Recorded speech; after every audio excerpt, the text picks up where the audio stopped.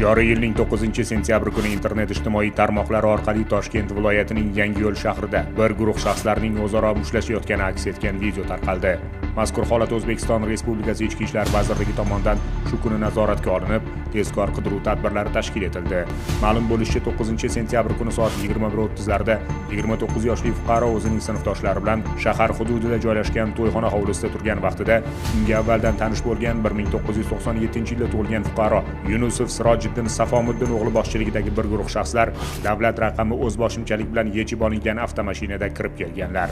Shundan so'ng Sirojiddin Yunusov hamda uning sheriklari o'rtalarida bo'lgan nizo sababli 29 yoshli fuqaroni qo'l va oyoqlari bilan urib, unga tan jarohati yetkazishgan. Holat yuzasidan Jinoyat kodeksining 277-moddasi 3-qismi G bandi bilan jinoyat ishi qo'zg'atilib, olib borilgan tezkor qidiruv tadbirlari davomida jinoyat ishiga aloqador bo'lgan shaxslar protsessual tartibda qo'lga olinib, ularga nisbatan qamoqqa olish tarzida ehtiyot chorasi qo'llanildi. Shuningdek, jinoyatda gumonlanuvchi 2000-yilda tug'ilgan shaxslar Qorajonov Javohir Jafer o'g'li hamda Nuraliyev Asadbek Alisher o'g'liga nisbatan qidiruv e'lon qilinib, ushlash choralari ko'rilmoqda.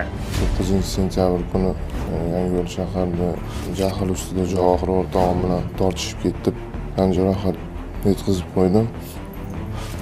Qilgan ishimdan pushaymonman. Qonun ustuvor. Agarda siz tasvirdagi shaxslardan jabrlangan yoki ularning biror bir jinoyatga aloqadorligidan xabardor bo'lsangiz, hududiy ichki ishlar organlariga yoki 102 raqami orqali xabar berishingizni so'raymiz. Ma'lumot bergan fuqarolarning shaxsi sir saqlanishi kafolatlanadi.